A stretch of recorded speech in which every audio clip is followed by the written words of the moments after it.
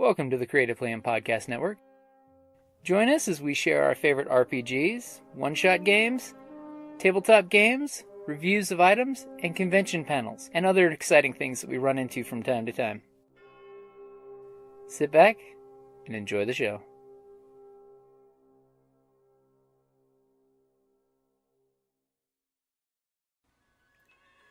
Hi, this is Kelly, aka Trixie from Ragnarok and Roll, a Scion to Ragnarok story, and Tilda Wimblewick from D&D Journey of the 5th Edition.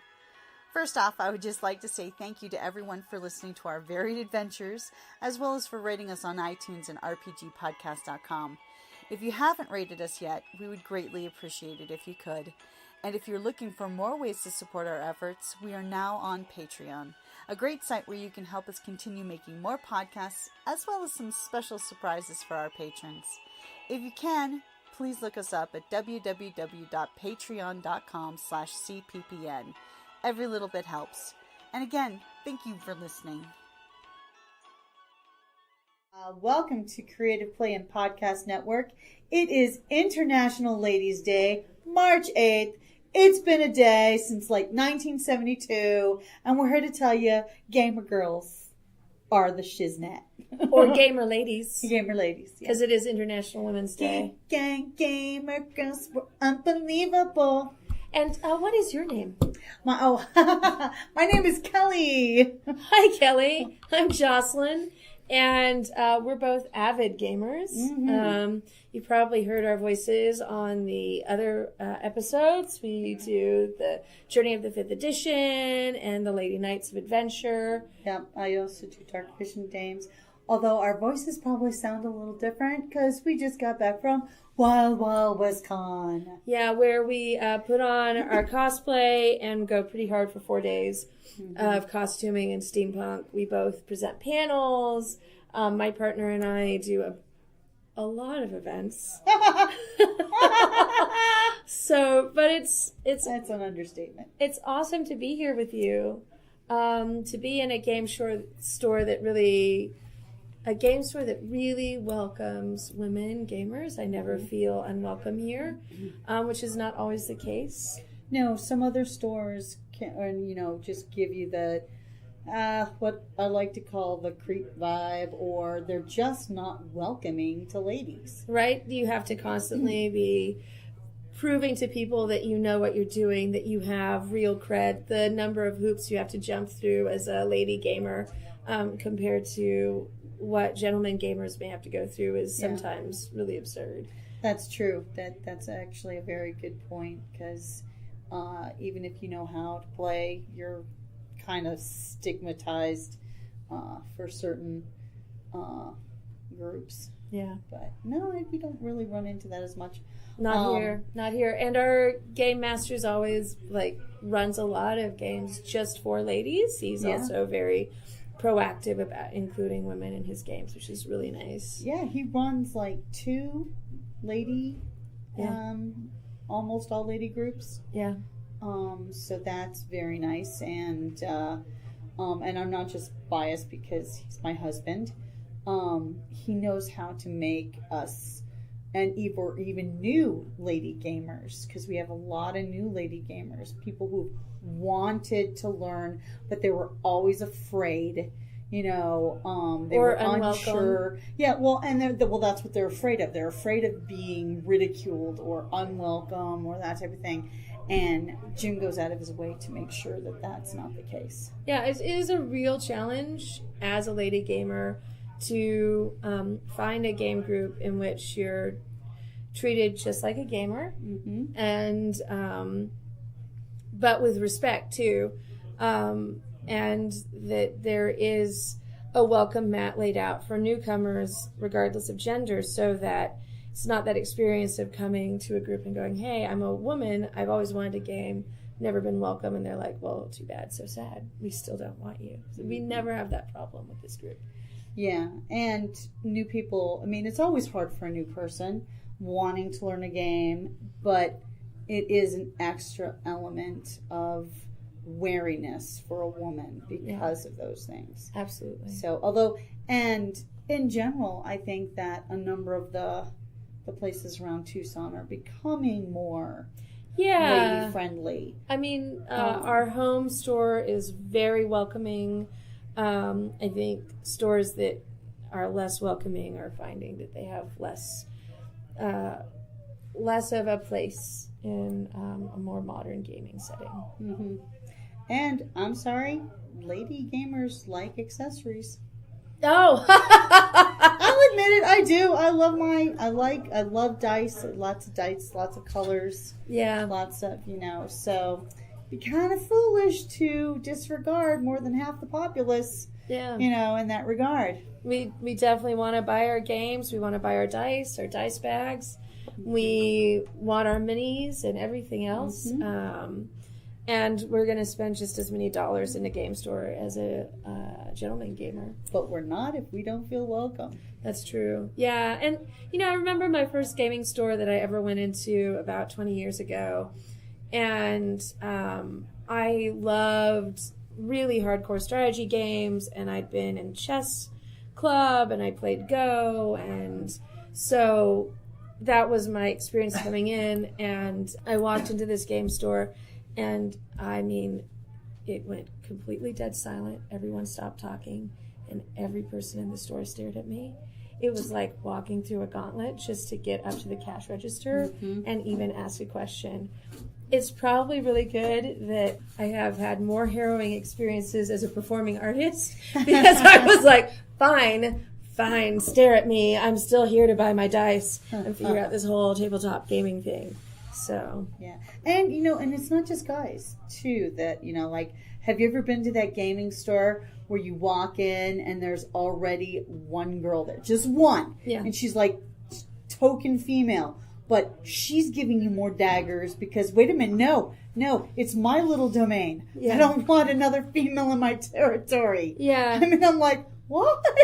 That's always really frustrating because, I feel like we have an opportunity to help build each other up and to roll out the welcome mat to new gamers. And especially on International Women's Day, I think a lot about how we as women can not only pave the way for future gamers, but the women before who have, made a space for us to come and participate in gaming and who have faced down those game stores where you walk in and everybody stares at you and no one talks to you, and where you don't have any friends. Or here, you can play the token magic user. Oh, yeah. Here, you should be a cleric and heal us because you're not going to be able to manage the strategy of a sorcerer or, to tank like just a paladin. Over and over.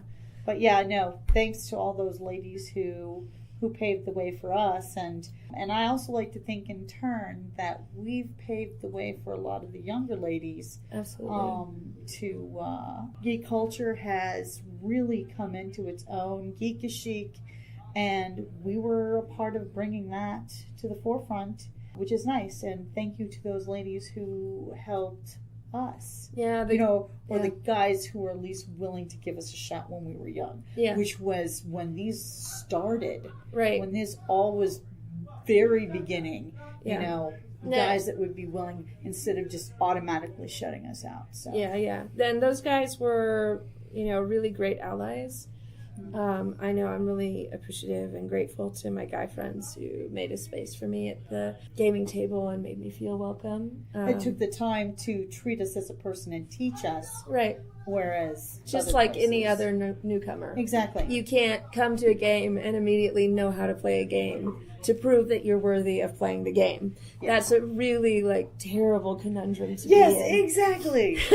So I'm really grateful for all of those allies and for the other women who paved the way. And I do love going to geek conventions and gaming conventions now and seeing more and more young women who are playing tabletop games, involved in RPGs, who, maybe are playing online games too. I'm an avid online gamer as well as a tabletop and RPG gamer. So I love that there are more women in all of those communities. Yeah, likewise. And I'm also loving back when the MMORPGs and first started. It's where they would always have oh, what's, are you male? Everything like, that age, sex checks, I'm like, nobody asks anymore. No. Which is awesome. It's like, why does that matter? I remember when I first started playing online MMORPGs, and I was really new to doing that, and I just, of course, I would get on voice chat and I'd be myself, and people would know I was a woman, and I just weathered the experience, which was not always positive. Mm-hmm. But I knew a lot of women who would come to me later privately and say, I refuse to speak on voice chat. I don't want them to know I'm a woman. Mm-hmm. They'll treat me like they just treated you. They'll treat me differently. And it was true. Like, I got a lot of harassment in the early days, and some of it was really bad. Yeah, no, definitely. I mean, I know a lot of the early girl gamers would sometimes make guy characters just to avoid that. And also avoid the voice chats. The voice chats. And I avoided voice chat because I'm technologically inept half the time. And I don't console game. So I love voice chat because I love PvP. And you need it to yell at the noobs and direct your armies. and I'm more of a PvE kind of gal. I'm like, don't yell at me.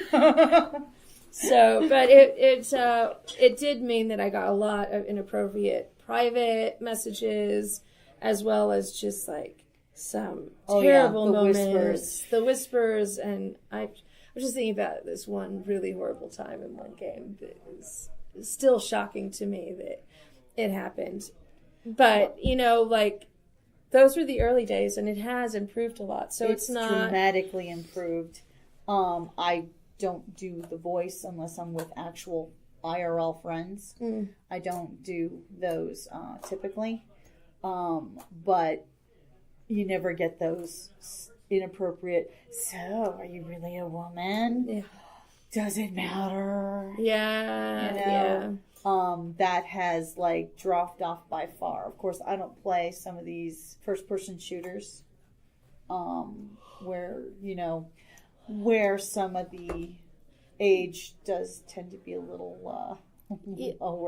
Yeah, a lot of the griefing I got was often from 13 and 15-year-olds, which was really strange to me at the time because I was a grown-up person. Yeah. What are you doing talking to any woman this way? But I'm old enough to be your big sister, your aunt, or whatever. Why are you even allowed unchaperoned online? Yeah, exactly. Does your mother know you're saying these things? Can you give me your phone number? I'd really like to tell her what you just said to me.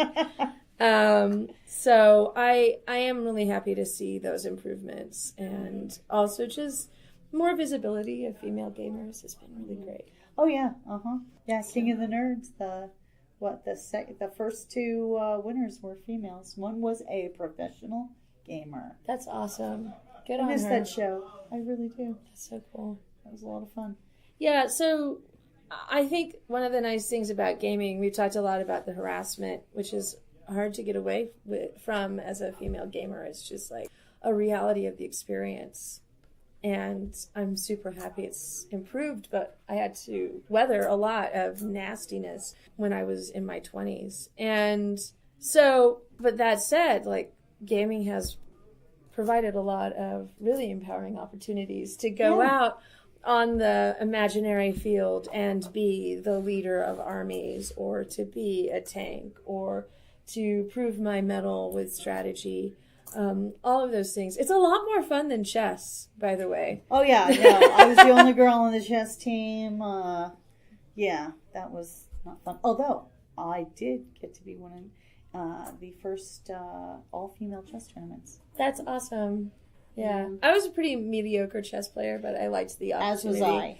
But and I was tenacious, so that was fun. I got to compete in that. And I didn't do very well, but I was there. That's so cool. So it was really kind of cool. Well, what's your favorite gaming experience as a woman, maybe emblematic of women in gaming? Well, let's see. I will have to actually say our last, the Ragnarok and Roll, where I played Trixie Lockhart, a scion of Loki. I really got to take that character through a complete metamorphosis, so to speak, where as a woman, sometimes you start off as one thing, but then through tragedy and through, you become a different person. And this character really has progressed to the point. Poor thing, she's broken. May she have time to recover. Yes, but, she's strong. And she's going to. That's awesome. If I ever get to play her again, Awesome. But it was really, I think, rewarding to play her.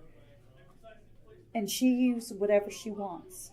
She doesn't apologize to anyone of who she is and how she, it's like, there's no shame. She has no, so she does not let others dictate. She's confident in who she is. Not so much now, because she's got to get back to that point where she's a little bruised right now, emotionally and spiritually, from betrayal, most foul, by the men in her life. But she's strong, and she's gonna come back from it. She's awesome. And it's gonna give her her sense. One of my favorite moments as a female gamer, it really spoke to how gaming can bring women together and how we can lift each other up. I was playing Warhammer Online. For those who remember that game, it was buggy AF. Buggy. Are we allowed to say? It was buggy as fuck. That was like some piece of shit coding sometimes, but my goodness, it was amazing. It was really intensive. There's a lot of strategy. And there were just like some women scattered throughout this community of hardcore PvPers. And we'd come together like once a week and we'd run an all women's warband.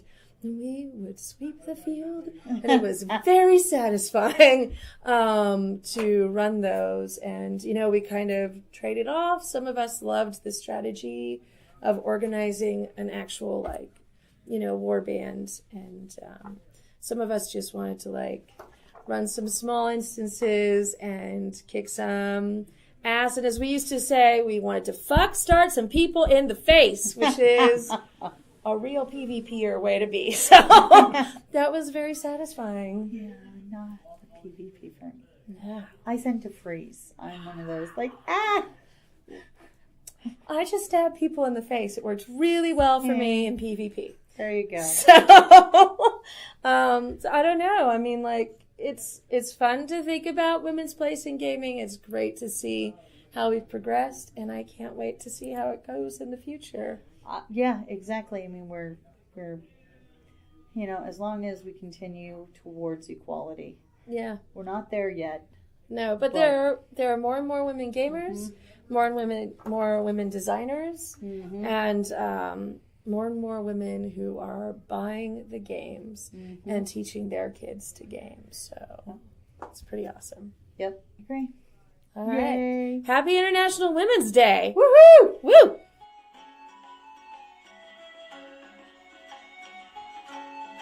Thank you for listening to the Creative Play and Podcast Network. And feel free to enjoy our other shows, such as D&D Journey of the 5th Edition, and Scion Ragnarok and Roll, a Scion hero to Ragnarok story. Thank you for listening.